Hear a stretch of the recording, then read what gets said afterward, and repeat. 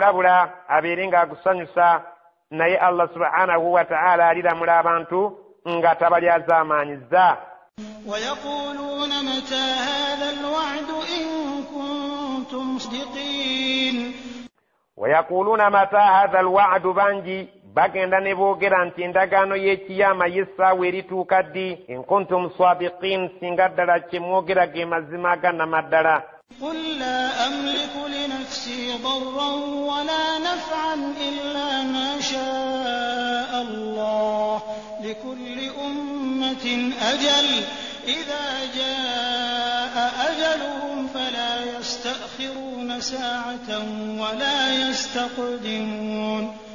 قل bagambe la amliku linafsi darran wala naf'an, nze nga Muhammad sina buyinza kubeera nti ntuusa akabi ku mwoyo gwange wadde okubeera ng'omwoyo gwange nguleetera omugaso. Ebyo byonna biri mu buyinza bwa Allah illa masha Allah, okuggyako nga Allah yagadde omugaso gutuuke ku mwoyo gwange Allah yaba asazeewo, so nga n'akabi singa Allah aba akanjagaliza kuba kusalawo kwe. Likulli ummatin ajalun, buli bantu bonna balina ekiseera ekigere. Buli bantu bonna Allah subhanahu wa ta'ala yabateerawo ebbanga lyabwe. Buli umma yonna Allah subhanahu wa ta'ala yagiteerawo ekiseera ekigere nga buli muntu bw'alina obudde bw'obugere. Idha jaa ajaluhum, ekiseera ky'abantu ekigere bwe kibeera nga kimaze okuyingirawo nga Allah akireese nga obudde bwo buweddeyo, abantu abo ekiseera kyabwe ekiweddeyo, Allah agamba atya fala yasta'khiruna sa'atan, tebasobola kubakeereyamu kadde konna kakabeera essaawa emu, wala yastaqdimuna, wadde okubongerayo akadde akenkana essaawa emu. Allah ekiseera ky'omuntu bwe kibeera nga kiweddeko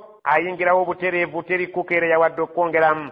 قل أرأيتم إن أتاكم عذابه بياتا أو نهارا ماذا يستعجل منه المجرمون.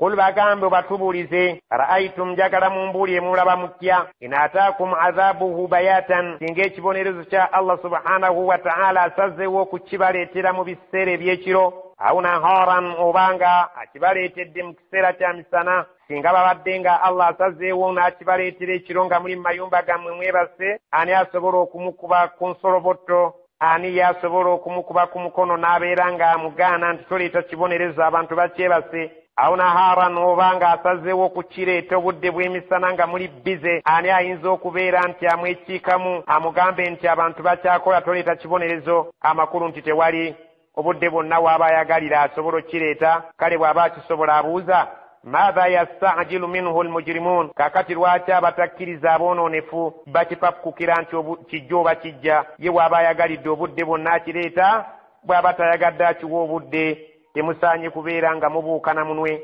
ng'ate ekiwagu kyonna kyammwe. Ekiwagu kijja ku akhira, muleke kusaba munwe wano ku duniya. athumma idha ma waqa'a amantum bih الآن وقد كنتم به تستعجلون. athumma, abafu oluvannyuma, idha ma waqa'a, singa ekibonerezo kyaffe kinaaba kimaze okubikkuka nga kiyingiddewo nga bwe mukisaba, amantum bihi, bwe mujja okukkiriza nti ddala mu butuufu tetwali tetunaanya, twali tetusiika binyomo, nga Firaawo bwe yakkiriza nga amaze okukirabako nammwe ke kadde ke mulinda, musobole okukkiriza nga kiyingiddewo. Allah ajja kubagamba nti al-ana, mwe mulaba kaakati bwe budde obutuufu okukkiriza. Waqad kuntum bihi tasta'jilun, nga bulijjo mubadde mukisaba kijje mu bwangu. Kiikino Allah kati akiyingizzaawo, lwaki ate mutagalatagala nga mutandise okukwata ebisubi nga mugamba nti mutandise okubeera abakkiriza abalungi nga kimaze okuyingirawo? Allah ajja kubeera ng'agoba obukkiriza bwammwe, kubanga essaawa gye munaaba mukkiririzaamu ng'amaze okuyingizaawo ekibonerezo bulijjo kimumusaba kijje, tajja kukkiriza bukkiriza bwammwe obw'ekika ekyo. ثم قيل للذين ظلموا ذوقوا عذاب الخلد هل تجزون إلا بما كنتم تكسبون. ثم قيل للذين ظلموا, oluvannyuma ng'ekibonerezo kimaze okuyingirawo nga n'obukkiriza bwammwe obw'ekimpatiira bugobeddwa, kigenda kugambibwa ekigambo kyaffe eri abalyazaamaanyi, zuuku adhaaba alkhuldi, mukombe ku kibonerezo eky'olubeerera. hal tujizawuna, temulina temugenda kusasulibwa wano, illa bima kuntum taksibuun, okuggyako ebyo bye mwalinga ku nsi mukola ebitaasanyusa Allah bye tugenda okubasasula. ويستنبئون يستنبئونك أحق هو قل إي وربي إنه لحق وما أنتم بمعجزين ويستنبئونك bakubuuza oluusi nga babaddeko we bakusanze abatakkiriza bamushirikina b'omu Makka nga bakubuuza ahaqqun hu nti ddala kituufu kya mazima ekiyama kiribaayo qul bagambe ii wa rabbi ndayira katonda wange yankola innahu la haqqun mazima ddala ge gataliiko nfuufu ekiyama kiteekwa okubaayo oba mwagala oba temwagala ekyo kyekiriiko kubuuza wama antum bimu'jizin ate temwebala nti mujja kulemesa Allah okubasasula ebibonerezo bye bye yategekera abajeemu ولو أن لكل نفس ظلمت ما في الأرض لافتدت به وأسروا الندامة لما رأوا العذاب وقضي بينهم بالقسط وهم لا يظلمون ولو أن لكل نفس ظلمت ما في الأرض الله أغامبا atutegeeza ولو أن أنت mazima ddala singa likulli nafsin buli mwoyo oba osobodde okubeera ng'oguwa valamati ogulabika nti gweryazaamaanya mu bulamu bw'ensi ma fil ardi byonna bino ebiri mu nsi n'obeera ng'obiwadde omwoyo ogwo ogweryazaamaanya laftadat bihi gwalibadde gusobola okubiwaayo ng'enguzi eri Allah subhanahu wa ta'ala mbw abeere ng'aguleka aleke okugubonereza naye Allah subhanahu wa ta'ala talya nguzi wa asarru nadamata bannange bagenda kubeera nga okwejjusa kumaze okubeera nga kubayingira okuviira ddala mu ndeeri mu ntoboza emitima gyabwe nga balina okwejjusa lamma ra'aw al'adhaaba bwe balimala okulaba ku kibonerezo balibeera n'okwejjusa okw'omunda so nga ne kungulu okulabira ddala nga bamaze okulaba ku kibonerezo wa qudiya bainahum bilqist ate wagenda kulamulibwa wakati waabwe na bwenkanya wahum la yudhlamun Allah nga ate amaze obbakakasa nti bagenda kulyazaamaanyizibwa Allah atutegeeza nti omuntu yadde ayagala nnyo ebyobugagga naye singa ebyobugagga by'ensi eno biwa omuntu omu byonna yalibadde ng'abiwaayo eri Allah asobole okumuwonya singa Allah yali muli wanguzi naye nga tayinza kikola kuba atalya nguzi oluvannyuma lw'okubeera nti Allah talya nguzi nga bamaze okukakasa nti agenda kubalamuza amazima ate nga tabalyazaamaanyiza oliraba ennyiike n'okwejjusa n'okuluma obujiji nga ddala mu butuufu embeera ebaddugalidde ألا إن لله ما في السماوات والأرض ألا إن وعد الله حق ولكن أكثرهم لا يعلمون ألا بانجي بارو إن لله ما في السماوات والأرض بالنبي مرابا مقرون انسبيا الله ألا بانجي إن وعد الله حق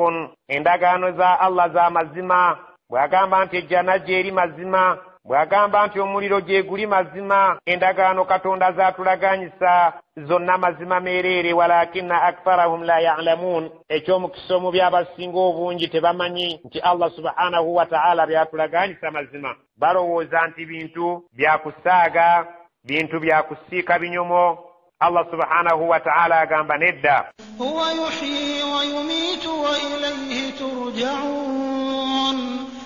huwa yuhyi wa yumiitu Allah yoyaawa obulamu buli kyolaba nti kiramu kusalawo kwe wa yumiitu Allah subhanahu wa ta'ala yatta buli kyolaba nga Allah subhanahu wa ta'ala yakijjako obulamu oba akijjeeko obulamu yaba ayingiddewo wa ilayhi turja'una ate gyali gye mujja okuzzibwa oluvannyuma lw'okuva mu bulamu bw'ensi eno ya ayyuhan naasu qad jaa'atkum maw'izatun min rabbikum wa shifaa'un lima fi as-suduri wa hudan wa rahmatun lil mu'minin ya ayyuhan naasu abange mmwe abantu kad jaa'atukum maw'izatun min rabbikum mumaze okujjirwa okubuulirirwa okuva eri omulezi wammwe Allah abanaayagala beddeko abatayagala balalange wa shifaa'un lima fi sudur era baleetedde eddagala erigenda okuwonya endwadde zonna eziri mu bifuba byammwe nga mwotwalidde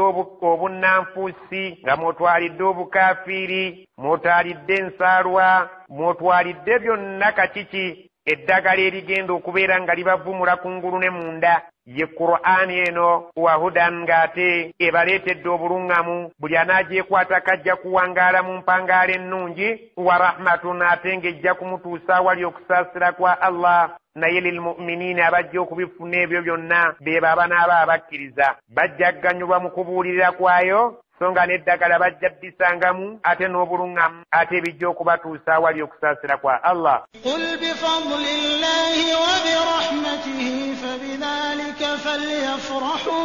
huwa khayrun mimma yajma'un. Qul bagambe bifadlillahi ku lw'ekisa kya Allah wa birahmatihi n'okusaasira kwe fabidhalika falyafrahu kale olw'ekyo baalisanyuse nnyo abakkiriza abanaabeera nga bakkiriza Allah huwa khayrun mimma yajma'un okusaasira kwa Allah nga yejja naye n'ebirungi ebiri gyali bye twalisanyukidde ennyo okusinga ebyo bye tukabasana nabyo wano ku nsi nga tubikuŋŋaanya twalibadde nga tusanyuka nnyo olw'obukkiriza bwaffe obugenda okututuusa ku jjana nga bugenda kuba Allah subhanahu wa ta'ala abutulaze nti bwe bulituleetera ebirungi okusinga ebirungi bye tukuŋŋaanya. قل أرأيتم ما أنزل الله لكم من رزق فجعلتم منه حراما وحلالا قل الله أذن لكم أم على الله تفترون. قل njagala obabuuze obagambe ara'aytum mwe mulaba mutya njagala mumbuulire ma anzala Allahu lakum min rizqin Allah ebyokulya n'okunywa byabawa ku nsi kuno faja'altum minhu haraman wa halalan nibukeese enkya ng'ate mmwe abantu kennyini mmwe mutandise okubitemaatemamu nti kino kizira kino kikkirizibwa abange kituufu ddala nammwe muyina obuyinza obukkiriza abantu nti kino temukirya kino mukirye. Kul njagala obabuuze babuuze Allahu adhina lakum Allah ye yabakkiriza nti nammwe muyina obuyinza okugamba nti guno muzira abaana n'abazzukulu tebagulyanga so nga ate mu ddiini ya Allah gulina okuliibwa. Tukimanyi bulungi nti ebyobuwanga bwe bikoonagana n'eddiini awo ddiini yeeyina okukulembera bwe bikwatagana tutambula. Am ala Allahi taftarun nandikika Allah gwe mukonjera nti ye yabakkiriza naye nga tabakkirizanga. Lwaki mumuwaayiriza nti yakibakkirizanga ate takibakkirizanga nti kino ekyokubeera nti nammwe muyina obuyinza obuhalalisa oba obuharamisa. وما ظن الذين يفترون على الله الكذب يوم القيامة إن الله لذو فضل على الناس ولكن أكثرهم لا يشكرون. وما ظن الذين يفترون على الله الكذب بين ndowooza abantu abo يفترون على الله الكذب ababuulira abantu eby'obufere nti Katonda bwe yagamba naye nga bulimba yawma alqiyama beetegese kwogera batya ndowooza ki gye balina ku lunaku lw'enkomerero abantu abalabika nti bateekawo ebintu by'obufere ku Allah naye nga bulimba nti abaana n'abazzukulu kino tebaakiryenga nti Katonda bwe yabalagira bagambe balina ndowooza ki era beeteeseteese Allah kumwaŋŋanga batya. Inna Allaha mazima Allah ladhu fadlin ala nnaasi alina ekisa kingi eri abantu singa mu butuufu yali talina kisa singa atubonererezaawo kashi walakina aktharahum la yashkurun naye abasinga obungi tebeebaza so nga ate ebirungi byatuwa bingi tusobole okubeera nga tweyagala tubeera abalamu tusobole okumwebaza naye ate Allah subhanahu wa ta'ala mu kisa kye atuwa ebirungi bingi naye tetwebaza. Omuntu asobola okumalako ebbanga nga teyeebazizza Allah n'abeera ng'agamba nti Allah bw'amuwa abaana babiri nti bweza bwamukasa obwali badde obwa Allah awunzika ayiwa wa mukasa obulyaza amaanyi obw'enkukunala. وما تكون في شأن وما تتلو منه من قرآن ولا تعملون من عمل إلا كنا عليكم شهودا إذ تفيضون فيه وما يعزب عن ربك من مثقال ذرة في الأرض ولا في السماء ولا أصغر من ذلك ولا أكبر إلا في كتاب مبين.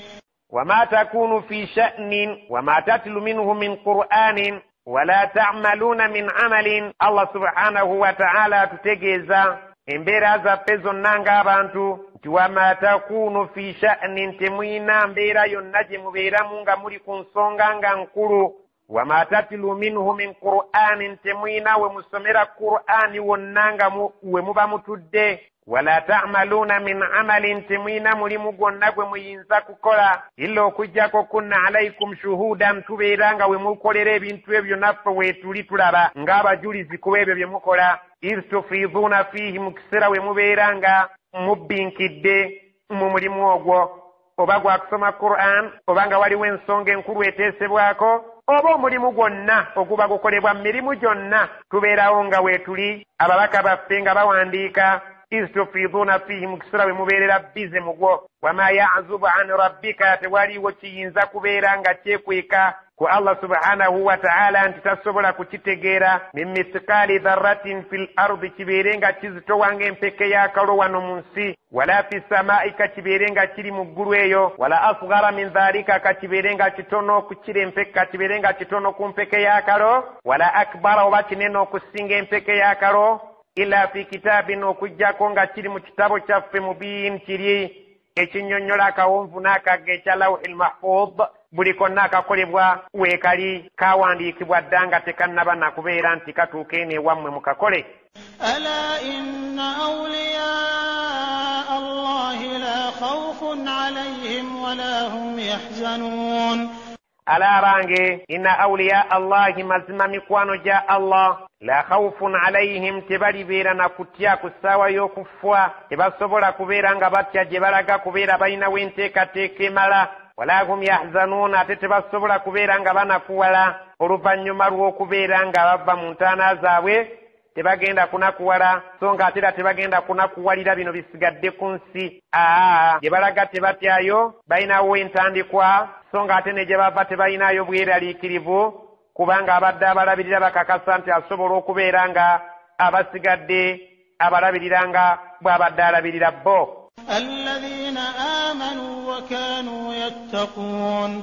alladhina amanu abo abakkiriza beebo Allah subhanahu wa ta'ala bayise banywanyi be wa kanu yattaqun ne babeera ku bulamu bw'ensi buno nga balina okumutya okumala wabasuubira okubeera nga bwe babeera watabasuubirira nga tabasanga weera tabalabawo لهم البشرى في الحياة الدنيا وفي الآخرة لا تبديل لكلمات الله ذلك هو الفوز العظيم لهم البشرى في الحياة الدنيا وفي الآخرة كبرام بينسين وبفنا مولدا كسانيو Allah subhanahu wa ta'ala gagendera okubalaga ku lunaku lw'enkomerero ku nsi kuno bagenda kubeera nga bali mu ssanyu Allah subhanahu wa ta'ala ng'abalaganyisizza nti mujja kuyingira ejjana mawulire ga ssanyu wa fil akhirati ate ne ku lunaku lw'enkomerero nga bagiyingiridde ddala mawulire ga ssanyu byonna bya ssanyu jjereere ku bulamu bw'ensi bali mu ssanyu ne ku akhira ssanyu la tabdila li kalimatillah tewali asobola kukyusa kigambo kya Allah dhalika huwa alfawzu alazim abalifuna nne embeera eyo bye balibeera mu kwesima okunene ولا يحزنك قولهم إن العزة لله جميعا هو السميع العليم ولا يحزنك قولهم tebikunakuwazanga wadde okuyigula ettama ebigambo by'abo abatakkiriza bajja kwogera ebisongofu bajja kwogerera ebikankana naye tebikujjanga mu mbeera n'onakuwala innal izzata lillahi jami'an mazima ekitiibwa kya Allah buli mu bika byakyo byonna Allah subhanahu wa ta'ala yakiyina n'akyawulizaako gw'ayagadde yu'izzu man yasha wa yudhillu man yasha gw'ayagala amuwa ekitiibwa n'alinnya mu banne ate gw'ayagala n'amussa n'amukkakkanya ekitiibwa kiva eri Allah tebagezangako kutiisatiisa ne bakunakuwaza wa huwa samii'ul aliimu Allah yawulira talina kyeyeetaaga kugamba nti kino kiwulire al-aliimu omumanyi wa buli kintu kyonna talina kyeyeetaaga kugamba nti kino akitegeere bw'ati ألا إن لله من في السماوات ومن في الأرض وما يتبع الذين يدعون من دون الله شركاء إن يتبعون إلا الظن وإن هم إلا يخرصون abange inna lillahi mazima Allah yalina man fi samawati wa man fil ard ebyo byonna bye mulaba mu ggulu ne mu nsi byonna biri mu buyinza bwe yabifuga wama yattabi'u alladhina yad'una min duni llahi shurakaa tebalina kye basinza era yadde kye bagoberera abo abasinza ebitali Allah subhanahu wa ta'ala tebalina kye basinza mu mazima nti ddala kituufu kya kusinza okuggyako ebyo ebyawongo n'amasanamu ge basinza agatasobola kubeera nti gabayamba iyatabi'una illa dhanna tebalina kye bagoberera mu butuufu bwakyo wabula ebintu ebyapangibwawo nga biyimiridde ku kulowooza kw'abakadde baabwe wa inhum illa yakhrusun nga ddala mu butuufu ne bakadde baabwe tebalina nsonga ntuufu okuggyako baali ku bulimba obwannamaddala nabo baayiyanga buyiiya ne balimba abaana baabwe n'abaana bwe batyo mu kisinde ne bagoberera. هو الذي جعل لكم الليل لتسكنوا فيه والنهار مبصرا إن في ذلك لآيات لقوم يسمعون. والذي جعل لكم الليل الله yabagamba okumusinza yewuye yabakolera ekiro litaskunu fihi musobole okubeera nga bwe buziba mugenda ne muwummulira mu kiro ekyo ababadde bakooye emisana ne muwummula wannahara mubsira n'abakolera obudde obw'emisana ng'ate bwo butunula musobole okubeera nga muyiggaako okulya. inna fi dhalika la ayatin mu ebyo bye twogedde mulimu essomo liqawmin yasma'un eri abantu abawulira kungulu ne munda naye awulirako kungulu talina kyasobola kujjamu. قالوا اتخذ الله ولدا سبحانه هو الغني له ما في السماوات وما في الأرض إن عندكم من سلطان بهذا أتقولون على الله ما لا تعلمون. قالوا اتخذ الله ولدا abantu abasinza ebyawongo bagwa mu kiti kye kimu n'abo abantu abagamba nti Allah yazaala omwana. Subhanahu Allah erinnya lye litukuzibwe ku ekyo mu butuufu takisaanira kukimuteekako. Huwal ghaniyyu Allah subhanahu wa ta'ala talina kye yeeguya si mwana si mukazi mugagga ku ekyo talina bwetaavu gye kiri. Lahu ma fi samaawaati wa ma fil ardi kubanga ebiri mu ggulu ne mu nsi byonna bibye. Atonda bitonde tazaala bizaale. in indakum min sultaanin nsonga ate temuyinaayo nsonga ntuufu gye muyinza kusimbako ngalo mulyoke mutunnyonnyole bihaadha nti ddala kino kye twogera bwe kiri ekyokuzaala Allah agamba temukiyinaako bwina amatiza. Atakuluna ala Allahi musazeewo okwogera ku Allah ma la ta'lamuun bye mutamanyiiko mutwe n'amagulu. قل إن الذين يفترون على الله الكذب لا يفلحون. قل bagambe inna alladhina yaftaruna ala Allahi alkadhiba abantu abateekako Allah ebyobufere nga ddala mu butuufu balimba la yuflihun tebagenda kwesima kuno ku nsi ne ku akhira. متاع في الدنيا ثم إلينا مرجعهم ثم نذيقهم العذاب الشديد بما كانوا يكفرون. متاع في الدنيا akaseera kagenda kuba mpaka agakunsi ke bagenda okweyagalamu. Thumma nayo oluvannyuma nga bavudde wano ilayina marji'uhum gye tuli eri obudde bwabwe. Thumma oluvannyuma lw'okudda ewaffe nudhiquhum al'adhaaba ashadiida tuli bakombya ku kibonerezo sinziggu bima kaanu yakfuruuna olw'obukaafiri bwe baalaga nga bali ku bulamu bw'ensi. واتل عليهم نبأ نوح إذ قال لقومه يا قوم إن كان كبر عليكم مقامي وتذكيري بآيات الله فعلى الله توكلت فأجمعوا أمركم وشركاءكم ثم لا يكن أمركم عليكم غمة ثم اقضوا إلي ولا تنظرون. واتل عليهم abantu abo basomere naba nuhin amawulira amakulu agali ku mulembe gwa Nuh n'abantu be. idh qala liqaumihi mujjukire Nuhu bwe yagamba abantu be ya qaumi bantu bange in kana kabura alaikum maqami ddala mu butuufu bwe kibeera ng'ekifo kyange kyendimu mummwe kibaneneyeeko obunene mbayinze ekifo kyange kibayinze muwulira nga ddala mu butuufu munneetamiddwa temukyanjagala kubeera mummwe watadhikiri bi ayati llahi temukyayagala mbeere nga mbajjukiza amateeka ga Allah nga ddala mu butuufu muwulira mu nkooye okubeera kwange mummwe nga ddala mu butuufu muwulira mu nkooye ebigambo bye mbagamba ebibajjukiza amateeka ga Allah nabyo mu butuufu muwulira mubikoye fa ala allahi tawakkaltu nze nsigadde eri allah wange nga gye neesigamidde fa ajmi'u amrakum mwenna mwekuŋŋaanye ku nsonga emu wa shurakaakum nga bwe mweyambisa amayembe gammwe n'amajinne ne lubaale n'emisambwa gyonna mugyeyambise mubeere nga munneekobaanira mwegatte thumma la yakun amrukum alaykum ghumma ensonga yammwe